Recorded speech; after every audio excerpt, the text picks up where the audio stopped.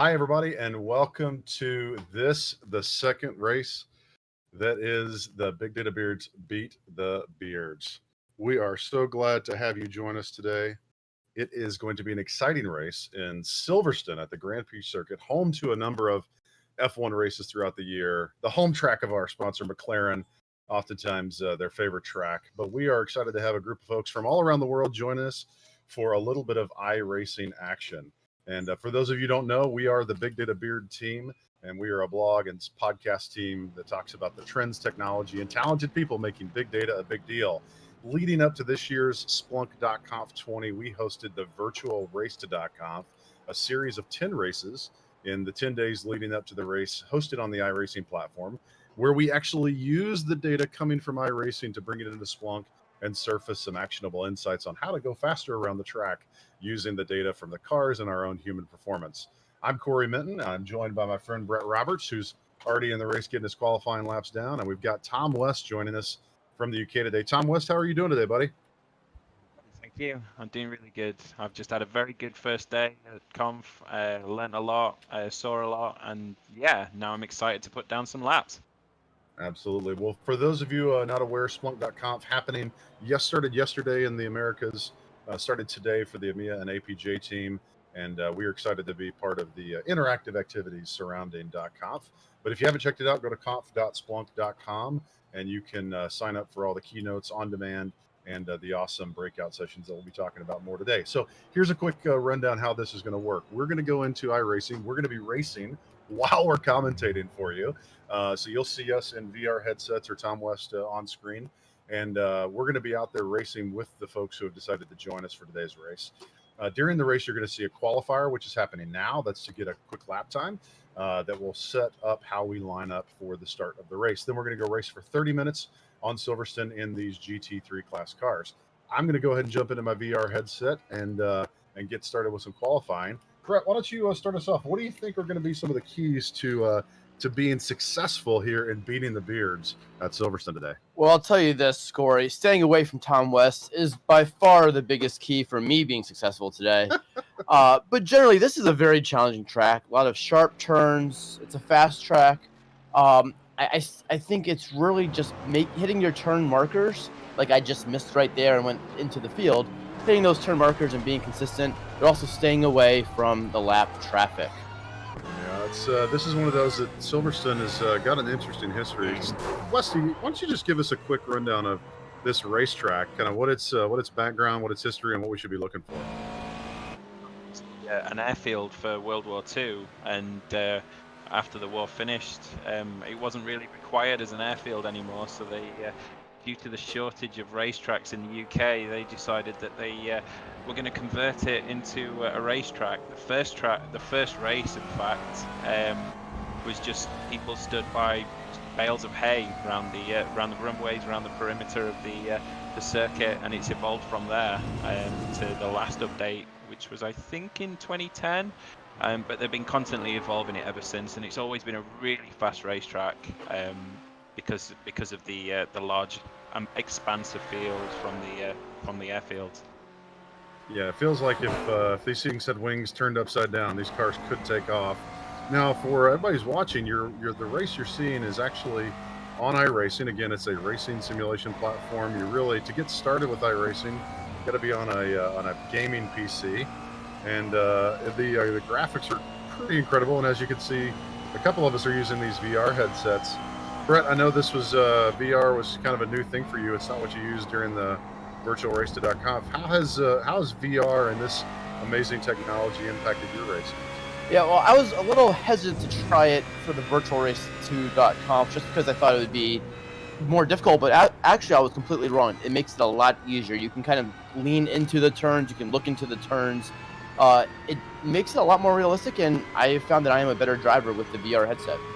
Yeah, I think the immersiveness of it gives you that sense that you actually can feel more of what the car is actually doing, and as it's going around the track, when you start to get a little bit of that slide action, it's more, it's more palpable. You can actually experience it. So yeah, maybe the connection to you and the car is pretty awesome. Well, we are happy to have our friends at Dell Technologies sponsored the the virtualrace.conf, and they actually provided us with some pretty sweet gaming laptops to power the VR headsets.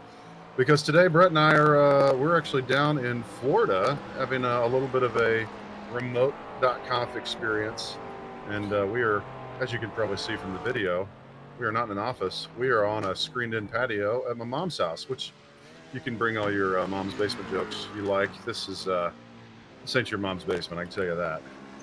You know, Corey, it wouldn't be a conf without the Big Data Beer team. I wish Westy and Kyle were here as well, but it's always great to spend the conf week with you. Absolutely, it's fun to get together. This year we'll get behind us. The world will, we'll take a couple bruises from this pandemic, but we'll come out of it stronger. And I tell you what, the theme I took away from some of the conf keynotes was just an incredible statement of the reason why so much has been able to maintain normalcy and why business and commerce has continued is because of those IT superheroes that have continued to keep these systems on and running, even though the scaling has been absolutely unprecedented. And it's been awesome to hear some of the stories coming out of those keynotes. And Westy, I know you had a chance today to listen into some of the keynotes for the first time. What were maybe some of your favorite highlights coming out of the keynote sessions today?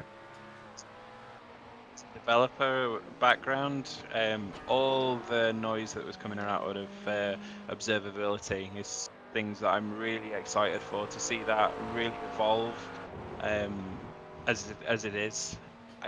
I'm just incredibly excited for that. And then personally, because I write a lot of different searches, just being able to add comments into searches is another thing that I'm super excited about. That's awesome, man. Yeah, I thought the sessions have been done incredibly well. The video content is obviously being produced in an absolutely epic way. And for those of you who missed it, we had some fun yesterday. All of the Big Data Beard team got to do their own presentations. Actually, Kyle and I gave a presentation, which Kyle's not with us today. He's his lack of commitment to our race and more commitment to sleeping, because it's like 2 a.m. and Australia has precluded him from joining us. But we had a chance to talk about all the goodness in tech behind the virtualrace.conf. If you missed that one, you can check it out. It was in the Splunk for You track in I think session number 1337, and you can check that out on demand anytime you like. But we had some pretty good feedback on the session. Lots of good chat and folks that are excited to get their hands on the data. And as some of you may be aware, if you are interested in seeing this Iracing data in Splunk and getting your hands on some of the data from the virtualrace.conf, you can head over to splunk.bigdatabeard.com, and the login credentials are right there on the page. But you can actually log in and play with the app that we built for the virtualrace.conf and interact with the data. Tom West, if you were given a highlight, what would be where would you point somebody to start in that virtualrace.conf app? Having a look at the schedule to start off with.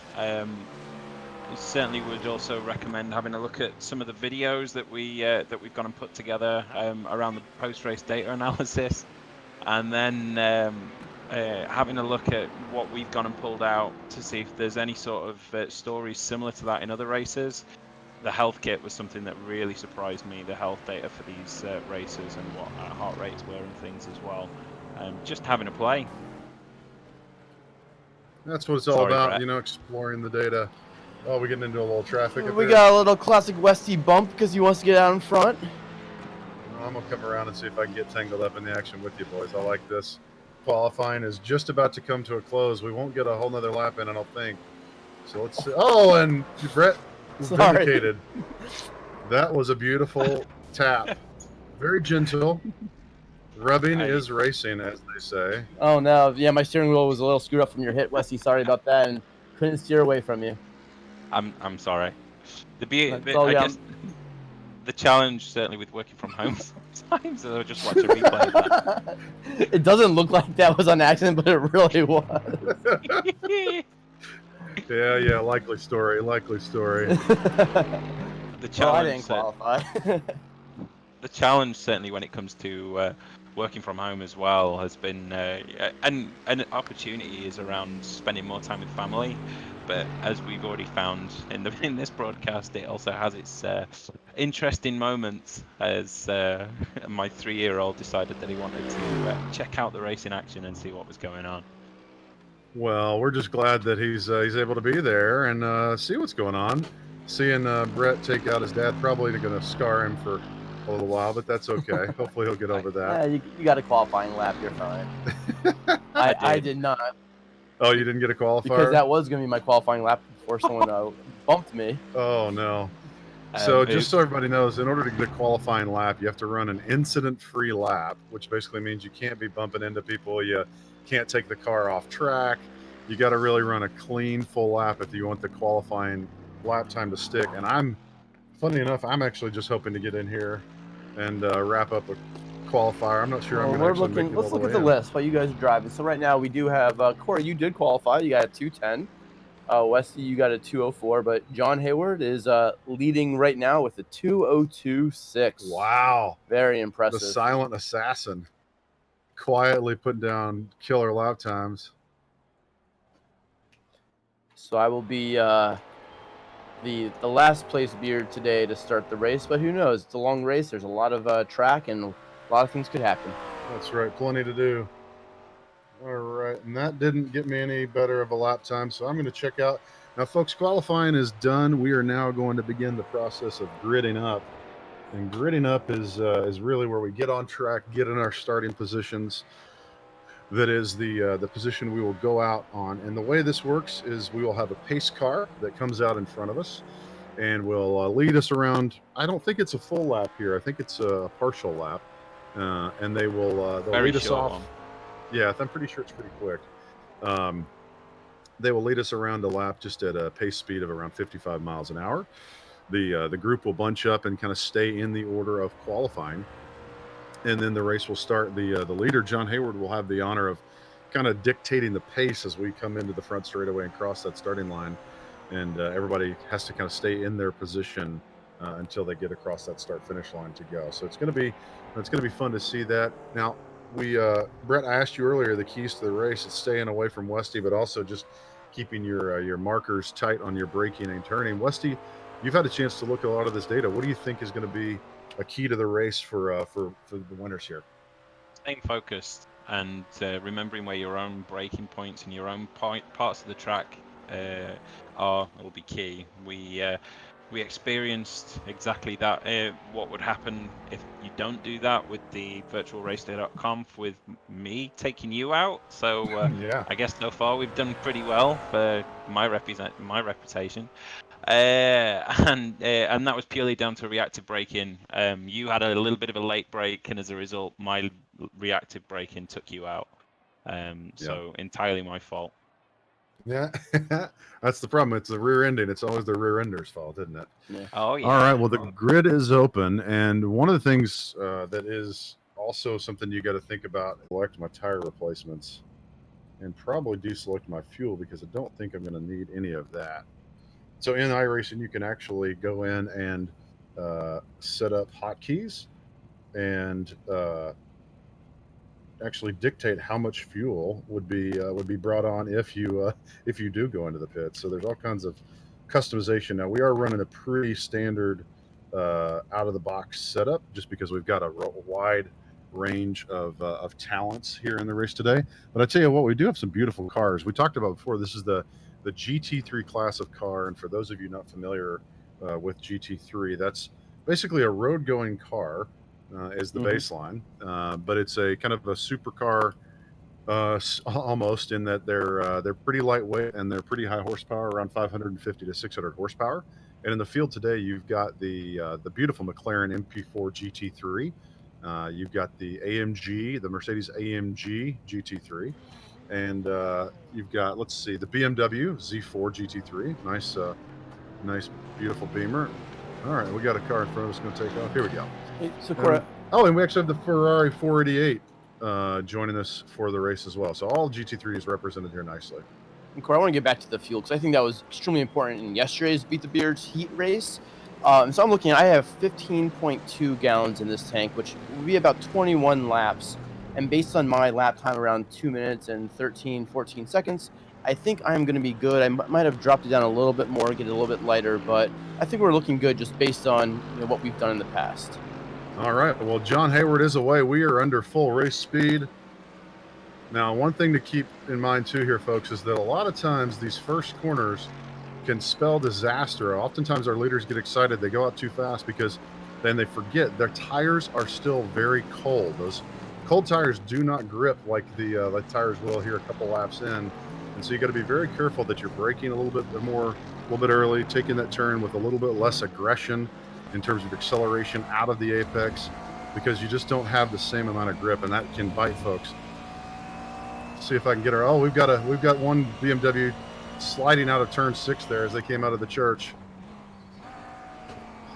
Slow and steady for the first 3 laps. That's my key today, Corey.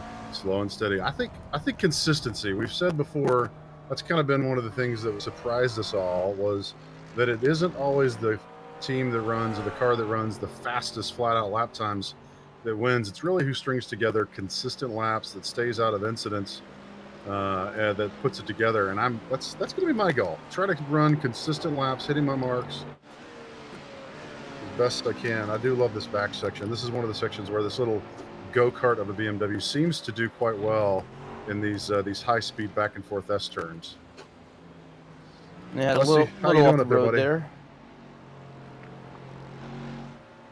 Going too fast, but I'm still on the track, which for me on a first lap is unusual, and yeah, we'll see how long that lasts. Call that a win, huh? Yeah, can we stop it now? I'll take that. They'll take position, huh? Thanks for watching, everyone. Yeah. And Westy's out. He's going to let the 3-year-old drive the rest of the track. We saw interesting results with that in practice. Make for good TV. And it could be, is Brett better driver than a 3-year-old? The answer's probably I not. really hope so. Yeah. Well, so far, John just putting a little bit of a gap. He's not gapping you out too bad. 7 seconds ahead of Tom West there.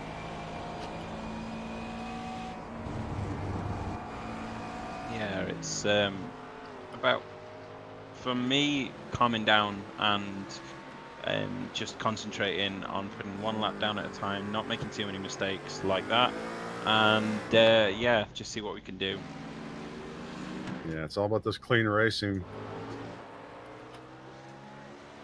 Well, for those of you that didn't check out the virtualrace.conf, we have all the replays available on our YouTube page. You can also kind of get access to all the materials behind the scenes at the Big Data Beards website bigdatabeard.com/VR2C.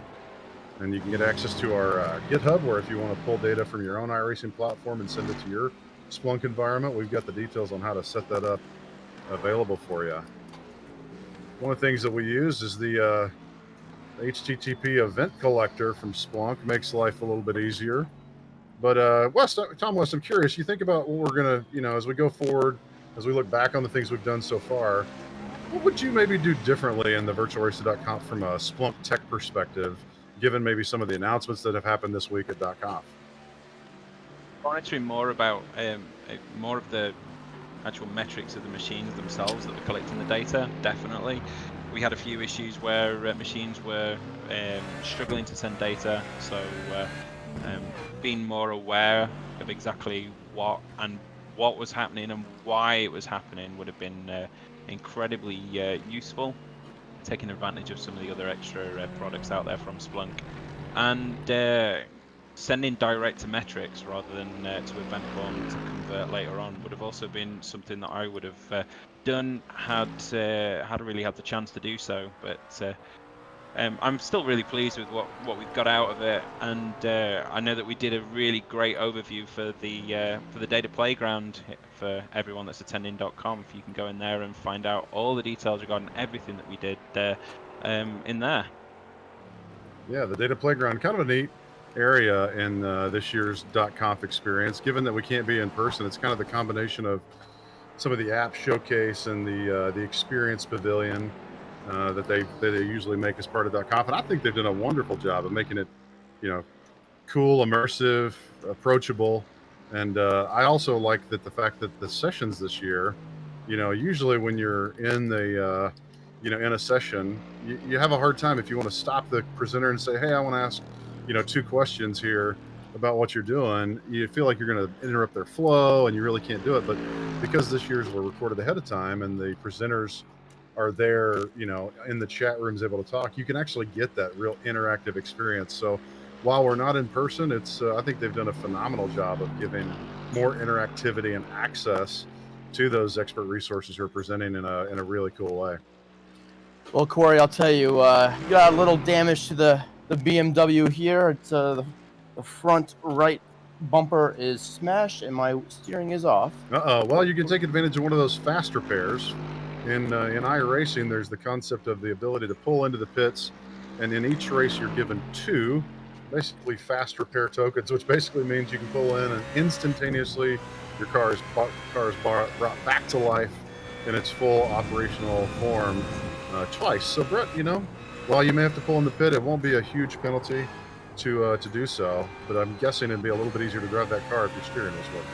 Yeah, and that's the thought right now. There's still a lot of race left, and with only one, if I use a fast repair, I'll only have 1 left. And I'm going to try and ride out for a little bit to see how it goes, see if I can keep some consistent speeds, and make the decision in about 5 minutes. So we'll check back in on that. There you go. From your perspective, if we were to start this again, what would you have done differently from a Splunk yourself?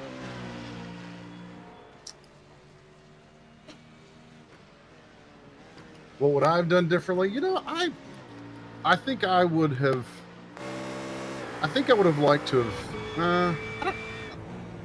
I think it would have been cool to build more and spend more time in building some predictive KPIs using ITSI. That's one area where I just, from a workload perspective, overwhelming. We didn't have time to really dig in and expose some of that. But that's one of the things that I'm going to be doing after .conf, and I think the team is going to be working on is how do we take this data set that's such a rich but sort of approachable and easy to use data set, that's something that's kind of near and dear to my heart in terms of motorsports, and really start to use it as a way to explore the features and capabilities of maybe some of the additional Splunk technologies. So that's really mine that I wish we'd have had, obviously more time would have been necessary, but I would have loved to have seen us build more around, again, powering interesting KPIs, maybe some glass tables, and some of those, those more impressive visualizations on the glass table front that would have maybe exposed some interesting insights. Like I'd love to have a picture of the car with, kind of KPIs overlaid on the car in real time. That would be something that a racing manager would use as an actual, display that they would keep up in the pits. I think would be super cool. Brett, what about you? Anything that you'd like to see us do more of or do differently with the how we splunked the racing action? Yeah, I think, the ability to just not look at the racing data, but like you guys said, the heart rate data, the CPU data, the metrics around that, I think that'd be really interesting. Honestly, anything that could help me race better and not crash every turn would be really nice. Well, Brett may have exhausted his winning streak yesterday. Brett put in a great show representing the Beards. I think, Brett, did you end up in second or third in the Beards? Third. I beat 1. Beat 1. He beat me, yep. Which is more than most times. That's good. Which is good. I was the fastest Beard coming out of the virtual race to .conf, taking second place overall. Big congrats to the Buttercup team. So John Hayward was one of those drivers who's joining us today, who's absolutely dominating. But he, Jason Stein, Matt Santiago, and Stephen Landry piloted that Buttercup car to an overall victory in the virtual race to .conf in a very impressive way. And he's putting on a very impressive gap between himself and the rest of us. He's got 18 seconds on me, over 10 seconds over Westy. Westy, you think you can reel him in? I don't know. Everything, all it takes is one spin. We found that a spin would cost you around 7 seconds. So a spin from John, even a minor one, and we're really close. So unusually for me, I am racing very consistently with very few incident points. He says he's more than likely going to go and spin at these fast turns that we're approaching. But yeah, there's every chance. There you go. Every chance to reel him in. I like it. Not that we're wishing for his demise by any stretch of the imagination, but man, it would be nice to see the Big Data Beards defend the beard. Now, again, the races yesterday and today were what we call play-in or qualifying races. The championship race is tomorrow, and we'll take the top 10, which is basically everybody who participated so far from both the play-in races. And tomorrow's race, we'll see who beats the beards, and we're gonna have some fun. We've got some cool T-shirts we're gonna send out to the winners and some bragging rights for them being able to beat the beards. But you know what? I think with a little bit of practice, I think we can defend ourselves. What do you say? Yeah, I think if we do this again, we're going to take first. But it's interesting. The Buttercup team just absolutely put on a clinic, and we talked earlier today about consistency and how consistent laps really is key to winning. But what happens when you are consistent in running the fastest laps, Corey? And that's really what the Buttercup team did almost every race. Man, didn't they ever? It's almost like one of the John Madden quotes. The team with the most points usually wins the game. Well, the team that strings together the fastest laps also usually wins the race, and boy, did they do it. So I am repaired and back on the track. Dropped a place, but right now still the driving is better. This is gonna help me catch some time. Much better experience. Yeah, it's always more fun to drive a well-tuned machine. Tom West, I don't appreciate you putting this much distance between you and I. I would like to beat you today. That's say please. what I don't want. It's all right. We can share a cup of tea afterwards. Keeping him with the British spirit. Well, we are in jolly old England right now at Silverstone virtually. And you're not too far away from this, right, Tom? No, we're 2 hours away. But if you kept up with any of the if you saw any of the social media posts before the virtualracer.com, you'd have seen me standing actually outside the track, having a photo whilst going on vacation. So yeah, it's not too far, definitely. Oh, that's really cool. Well, it looks like the BMWs, the Germans on the track, are not able to keep up with that McLaren car. I am struggling to keep this thing pointed and shave off any of those 10 seconds you've got on me, buddy. How's it looking in your race to get up there to try to chase down John Hayward? There's a back marker currently in front of me, which it's usually been my demise. If it's not been my demise, it's been trying to get past other back markers, because I spent no time at all doing any sort of practice racing. We'll just see. We're through there. Yeah. I'll be your back marker next. Yeah, so you have to get through the BMW gauntlet, as they say. Well, we're pleased to have a kind of a wide variety of folks joining us. We've got Splunkers, Splunk Trust members. Big congratulations to Tom West, Brett Roberts, and Kyle Prin's not here today, but being inducted into the Splunk Trust this year. We've got Splunk customers and partners joining us today, so cool audience. And we're also lucky enough to have Matthew Modestino with us, who is both a Splunker and an honorary member of the Splunk Trust. So he's almost like ticking 2 boxes. Basically, a celebrity is what you're telling me. I like it. Oh, yeah. In the Splunk world, that is quite a celebrity status. So looking beyond racing, gentlemen, what's the one data set that you guys have, whether it's in the house or in your professional lives, that you want to Splunk? What are you guys looking for as the next thing to get into Splunk? Well, I've recently gotten obsessed in the last couple of years with this fitness process called Orange Theory. And they are an incredible trove of data, but I don't know how much of it is accessible in a way that I could Splunk it. But it's one of those that I think, talking about human performance and kind of fitness type data sets, it's one that you wear a heart rate monitor in the gym, but all of the devices that you're using are all kitted up with sensors, so you get step counts and on the treadmills, distances, and all that kind of stuff. Then they do body scan analysis for you a couple times a year to see how you're progressing. And I think it'd be fun to get that data into Splunk, just to marry it against that health data with all the other health data we can get from like the Health Post app and some of the other wearable tech. That would be one that I'd like to spend some time on this year. What about you, Okay. Wesley? So we are looking to possibly move house next year, and we've got loads of smart home tech, and we've got integrations for some of the devices that we use, things like smart things, but it kind of needs a bit of revision. So take advantage of the house move and the new layouts, and really splunking as much of the house as possible. The last time I did it, I saved nearly $500 a year. Just by being able to see everything that's on. So hoping for some other sort of miracle this time as well. Yeah, $500 a year, that'll pay for some more fun tech, won't it, buddy? Absolutely. well, I'll tell you, as I just got all of my smart home data into Splunk about 2 weeks or 2 days before I left to come down here to Florida for .com. So I'm looking forward to playing with that data and building some beautiful visualizations when I get back.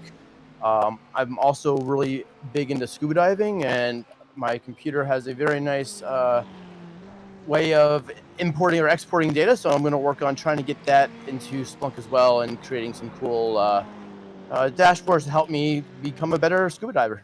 There you go. Well, if you're looking for more Nice. inspirational, kind of fun uses of tech, Tom mentioned earlier that data playground at the Splunk.conf experience. And there's all kinds of good ones in there. Stephen Ludke, who's actually racing with us right now, he has a good talk on how he's doing very similar to what Brett's talking about in terms of splunking his home automation environment and smart home. And there's even one in there. James Brodsky talks about how he's splunked his refrigerator to keep an eye on those would-be thieves of late-night pickle consumption. His favorite late-night crispy snack. So if you're, that's one of the things about Splunk. If you're going to use it in your day job to achieve outcomes around IT, security, app dev, or IoT and the various other use cases, why not have a little fun with it in your personal life as well? It's the whole idea behind the data to everything platform, right? Well, I'll tell you, Steven's dashboards for his smart home are beautiful, and it's something that I would like to try and emulate. So shout out for that. Nice. Well, Wesley, I was gaining on you for a while there, but then you started gapping me again. How's the racing action up there in second place? It's difficult because there's no reference of any other drivers at the moment.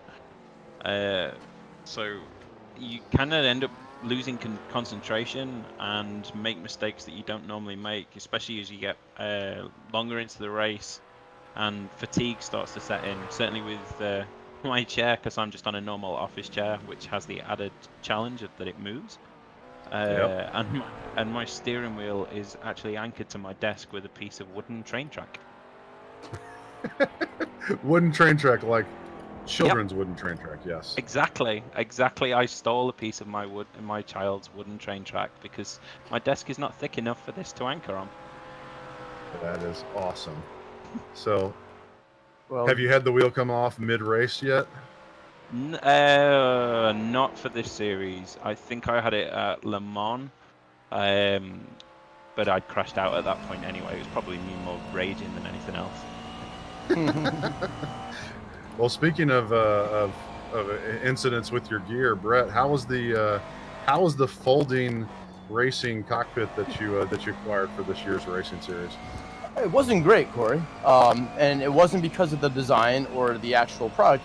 It was because of user error. Oh no, what happened? I did not clamp it down properly the first race. I jumped into it and wanted to start driving, and it collapsed on me. So lessons learned. I can just imagine folded up like a taco in your chair. But I'll tell you, Wesley, I actually had the same issue. I was driving one of the races with, and the steering wheel came off the bracket, and trying to navigate a turn while screwing that back in, it was very challenging. Wesley, did you just off? Yep. Twice. Oh, I got all excited. Well, Yeah. John has just passed me a little, about half a lap ago. So we're starting to get to that time of the race.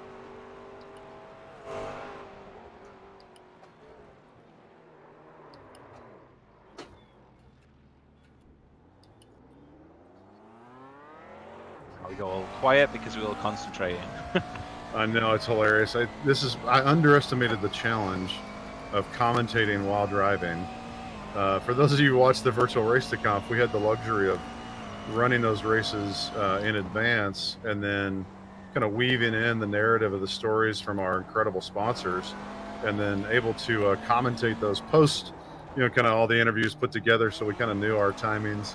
And it certainly was a ton of fun to be able to do that and commentate and see the races that we're participating in. But given that .conf was happening, we wanted to do something interactive where folks could join that are attending the conference, sort of in their evening times in their specific regions, and have a little fun with us. So we certainly appreciate you jumping on the broadcast. You're seeing a absolute live experience of of what are usually, I like to think of reasonably polished podcast hosts and commentators being challenged to commentate, talk, think, be Yeah, it's one of those and things. race. Yeah, it's one of those things. Do I focus on the content or on the turn? And right now, it's going to be the turns, because I am about to get passed. Oh, Brett, you're getting passed by Westy soon, huh? We'll see about that. Ooh, Brett, I've got a $20 bill, fresh 20 in my pocket No, you don't. that I am That's happy just to give you if you were to happen to, No. meet Nope. Westy in a corner We somewhere. got 9 minutes left in this race. Let's all of us end strong and have a good time.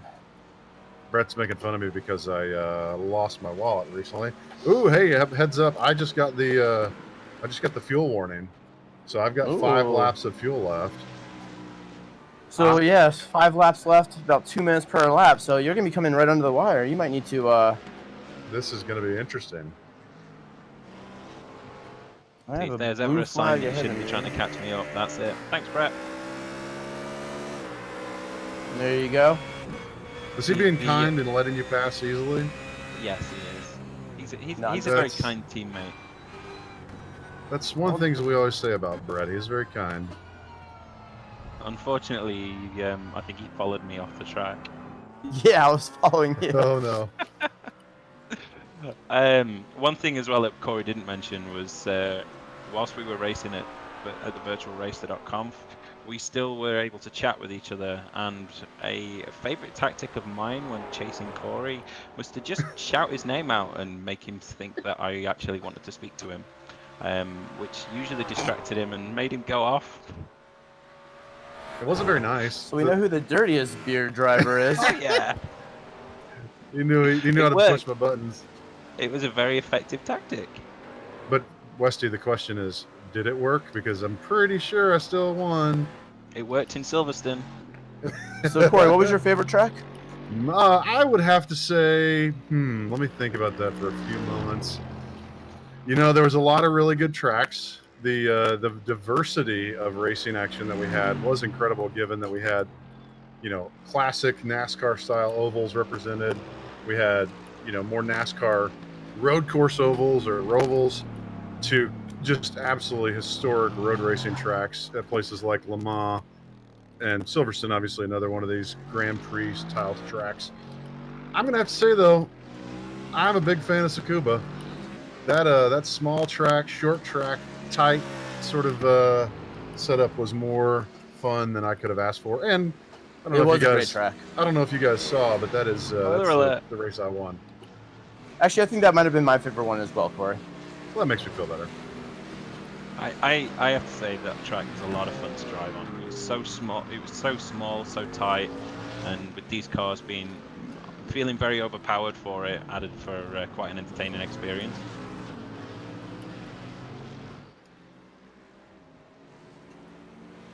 Woo! Just overtake Brett there a little bit. Thanks for holding your line, buddy. Nicely done. No one Venmo me any money, so you both got a pass.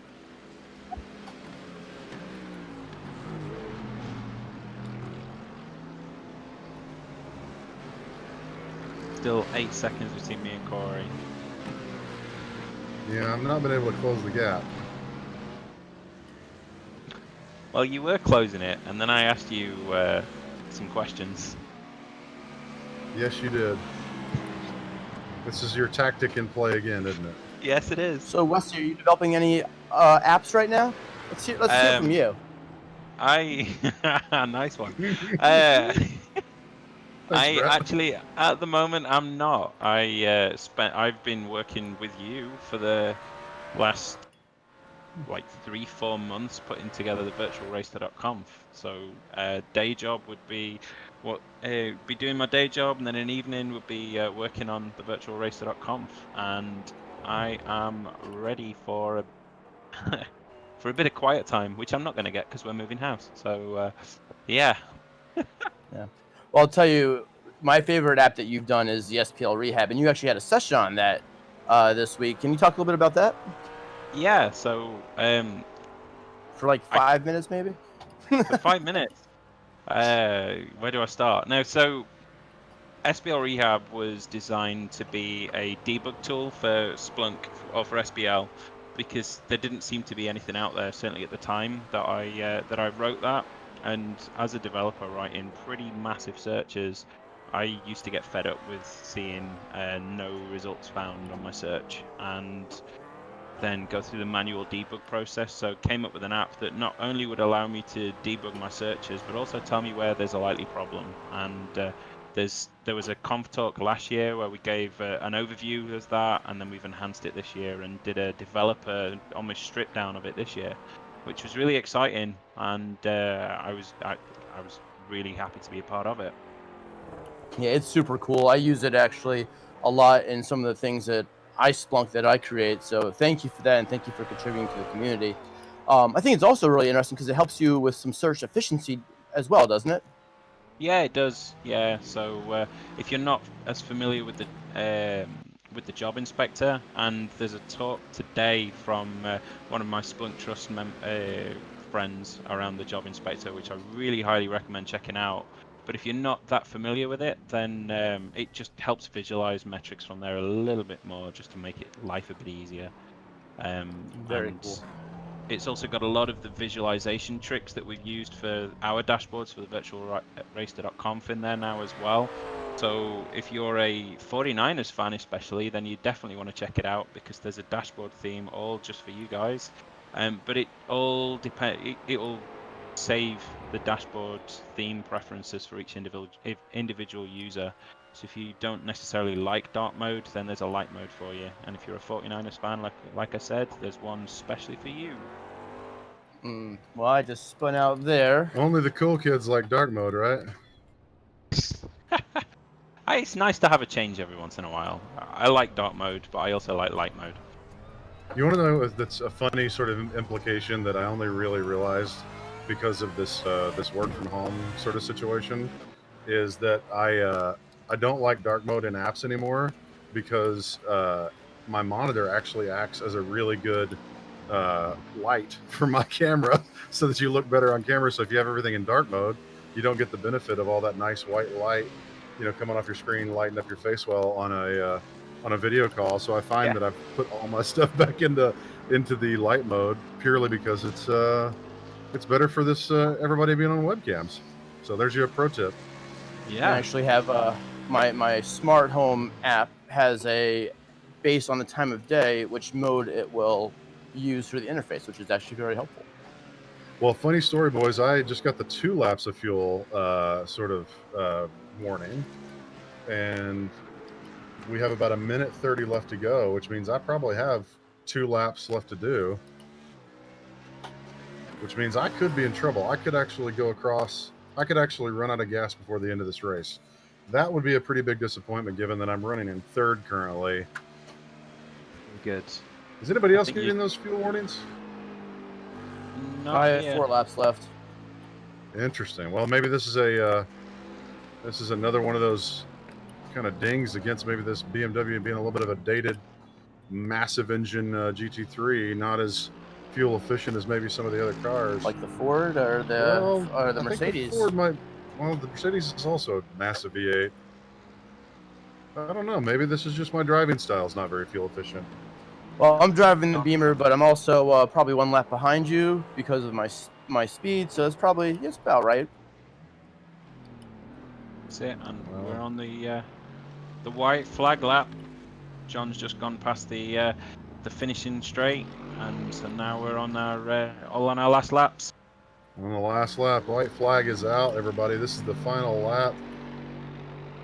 Let's see if John Hayward can hold on to it and be the one person today that beats the Beards. Yesterday we had a couple of folks take the title of beating the Beards. John was one I of think them then John as was well. one of those.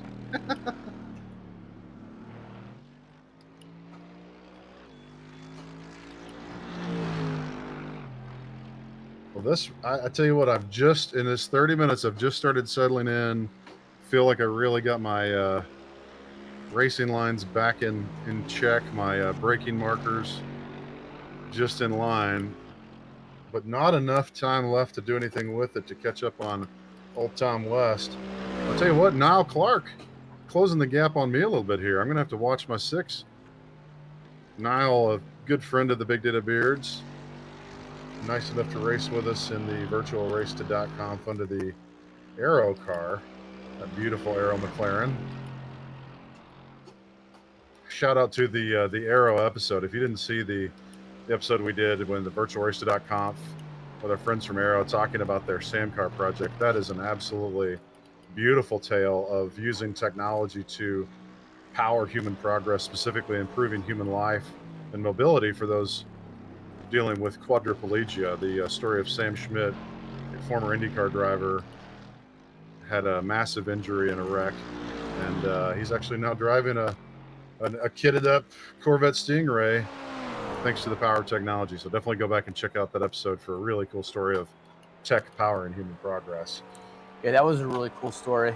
And shout out to the Air team for all that they're doing. For sure. I really like the space. conversation you had, Brett, with Josh Parrish. Josh was a super knowledgeable engineer. Love his passion and tenacity for solving problems and being creative. It just really came through as a really really endearing team and cool use of the technology for good.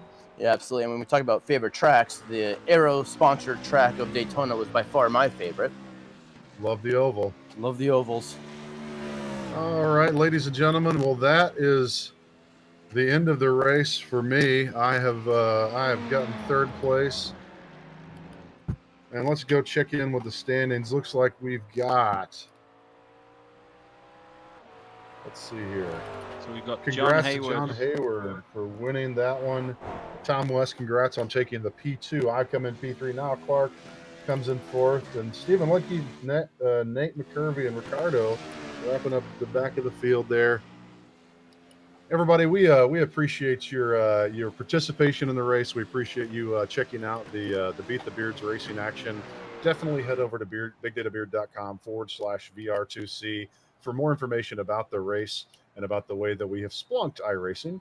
And be sure to go attend Conf this year. Check out the amazing sessions and keynotes from a great technology company. We want to say thank you again to our sponsor, Splunk, for making this Beat the Beards racing happen. Thank you to Apex Racing TV for the broadcast assistance here. It's super fun to have you. Thanks everybody for listening and watching, and be sure to tune in tomorrow as we finish up with our championship race from the Las Vegas Motor Speedway, where Conf might have been if we'd not had this pandemic, but we look forward to seeing you on the racetrack. Thanks everybody.